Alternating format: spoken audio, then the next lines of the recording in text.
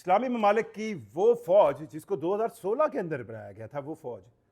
پھر متحرک کر دی گئی ہے۔ اس کی فوج کی اس وقت کی کمان پاکستان کے حصے میں آئی تھی، اور آپ کو یاد ہوگا کہ جنرل راحیل شریف جو چیف آف آرمی سٹاف تھے پاکستان کے،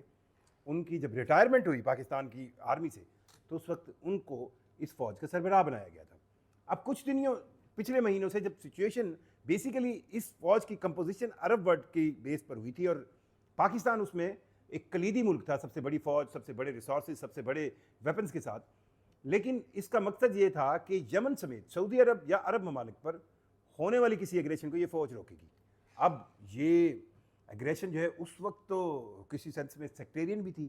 اس فوج کو آپ کہیں ختم نہیں کیا گیا تھا،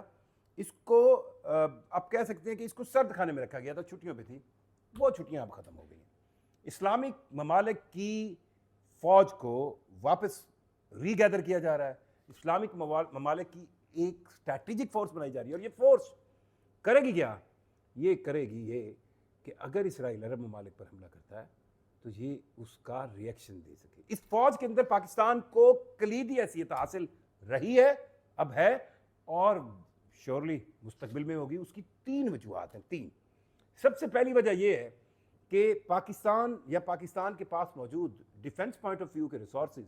اس وقت پوری اسلامی دنیا میں سب سے بہترین ہے۔ مطلب اب اس ڈیبیٹ سے بھی نکل جائے کہ پاکستان واحد اسلامک پاور ہے جس کے پاس نیوکلیر بم ہے، اسرائیل کے پاس بھی ہے۔ یہ ایک اینڈنگ پوائنٹ ہوتا ہے۔ جو نیوکلیر ٹیکنالوجی ہے یا نیوکلیر ایبلٹی ہے، انڈیا کے ساتھ ہم نے دیکھا کہ اگر آپ کے پاس یہ ہے تو آپ اپنے سے کئی گنا بڑے دشمن کو یہ ضرور بتا سکتے ہیں کہ بھائی صاحب، جب اگر ہمیں یہ لگا کہ آپ ہمیں بالکل ختم کرنے والے ہیں تو پھر ہم کیا کریں گے؟ ٹھیک ہے، یہ ایک سینس تھا۔ اب اسرائیل کے پاس یہ ٹیکنالوجی موجود ہے، تو اس ٹیکنالوجی کی دھمکی نہیں بنے گی اس وقت تک جب تک پاکستان کی پاس اس ٹیکنالوجی اور اس اسلامک فورس میں اس کی موجودگی شامل ہے۔ اب دوسری وجہ کیا ہے؟ دوسری وجہ یہ ہے کہ پاکستان کی فورسز پروفیشنلی دنیا بھر میں ایک اعلیٰ معیار رکھتی ہیں، اور اس اعلیٰ معیار کی ریسنٹ مثال مئی والی پاکستان انڈیا جنگ ہے، جس کے اندر پاکستان کی فورسز اسپیشلی ایئر فورس نے جس پروفیشنلزم کا مظاہرہ کیا اس کو یورپ، ویسٹ امریکہ سب اپریشیٹ کر رہے ہیں۔ اور اس کی وجہ یہ ہے کہ پاکستان ایئر فورس نے اپنے سے کئی گنا بڑی ایئر فورس کو، جس کے پاس بقول ان کے رافیل سمیت بہت ماڈرن اکوپمنٹ تھا، نہ صرف اس کے 6 جہاز گرائے بلکہ انہیں یہ مجبور کیا کہ وہ 4-5 دنوں بعد گوڈو پہ آ گئے اور امریکہ سے ملتے کر کے اس جنگ کو بند کروایا۔ اور تیسری سب سے امپورٹنٹ وجہ کیا ہے؟ یہ کبھی سوچا ہے آپ نے؟ پاکستان اسلامک ورلڈ کے اندر یہ ایک حقیقت ہے، جب اسلامی دنیا سیکٹیرین سٹائل میں، فرقہ واریت کے سینس میں 2 حصوں میں بٹتی ہے، یعنی اگر ہم سنی مسلمز کی بات کریں اور سعودی عرب یا ترکی سمیت پاکستان جیسے وہ ملک جن میں میجورٹی سنیز کی ہے وہ اس طرف ہوتے ہیں، تو دوسری طرف ایران اور شام کے اندر موجود جو اہل تشیع ہیں ان کا ایک اپنا سیکٹیرین سینس رہا ہے، اور سعودی عرب اور ایران کے درمیان اس سیکٹیرین سینس کو لے کر آپ پیچھے بھی بہت زیادہ تلخ تجربات دیکھ رہے ہیں۔ سو پاکستان وہ واحد ملک ہے جو اس وقت، اب آپ دیکھیں پاکستان کے اس وقت ایران کے ساتھ مثالی تعلقات ہیں، کیونکہ اسرائیل کے ایران پر ہونے والے حملے میں جس طرح کی سپورٹ پاکستان نے کی کوئی اور ملک نہیں کر سکا۔ سو ایرانی صدر پچھلے دنوں آئے تھے، شکریہ ادا کرنے کے لیے پاکستان آئے تھے، ان کے پارلیمنٹ کے اندر شکریہ شکریہ پاکستان کے نعرے لگے۔ اب اس ایران کی جتنی اعتماد سازی ٹرسٹ پاکستان پہ ہے تو اتنا ہی ٹرسٹ، بلکہ اس سے زیادہ کہیں، وہ سعودی عرب، قطر اور بحرین کا ہوگا۔ یو اے ای اب ان کے ساتھ ہی آئے گا، کیونکہ کسی وقت میں یو اے ای نے کچھ اپنی ڈیفنس اسٹریٹجی کے پوائنٹ آف ویو سے چیزیں انڈیا کے ساتھ کی تھی، لیکن انڈیا کی مسلسل اسرائیل نواز یا اسرائیل اورینٹڈ پالیسی یو اے ای کو اب زیادہ دیر وہ کہتے ہیں نا ہضم نہیں ہوگی۔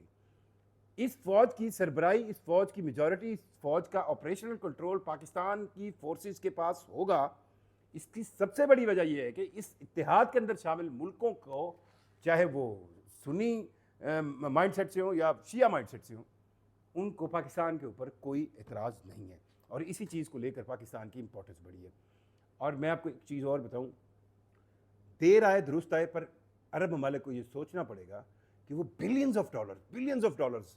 نہ صرف اسلحے کی مد میں، نہ صرف کرائے اور رہنے کی مد میں، نہ صرف انویسٹمنٹ کی مد میں، کئی $100 بلین سالانہ امریکہ بہادر کو دیتے ہیں۔ لیکن امریکہ نے جو قطر کے اندر، دوحہ کے اندر ہونے والے اسرائیلی حملے میں فیسلٹی، مطلب یہاں تک پتہ چلا ہے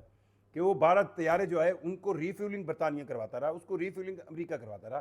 سو اگر اس طرح کا کیا جائے تو میرا نہیں خیال کہ عربک ورلڈ کو اب ان پر اعتماد ہوگا. آپ اپنی فورس رکھیں, چاہے آپ 10 کھا کے ایک مارے, کم از کم آپ کو یہ تو پتہ ہوگا کہ یہ سسٹم, یہ ریڈار, یہ فائٹنگ کرافٹ, یہ میزائل آپ کے کنٹرول میں. سو اس فوج کو دوبارہ ایکٹیو کر دیا گیا, اور اس فوج کی ایکٹیویٹیز جو ہیں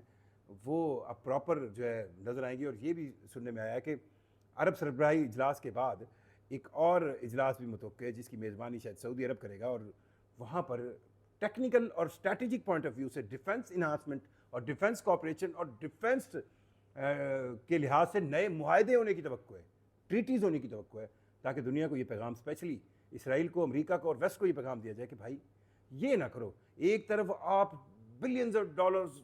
چوکیدارے کے لیے لے رہے ہو, اور دوسری طرف آپ, وہ کہتے ہیں نا کتی چوروں نہ رل گئی ہے, کہ آپ بالکل مل کے اسرائیل کے ساتھ اس طرح اٹیک کرو, اور ان لوگوں پر کرو جن کو آپ خود بلا رہے کے آئیں. اب یہ بھی سوال ہے کہ وہ لوگ حماس کے جو اس مذاکراتی عمل کے لیے دوحہ میں موجود تھے, چند روز پہلے وہ ترکی میں تھے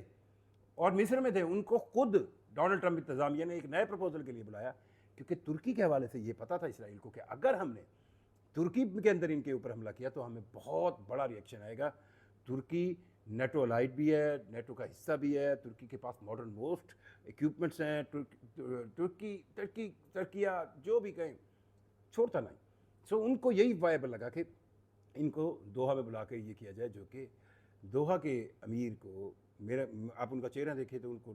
نظر آتا ہے کس طرح کا انہوں نے ڈونلڈ ٹرمپ کا استقبال کیا تھا, کس طرح کی معاونت کی تھی. اور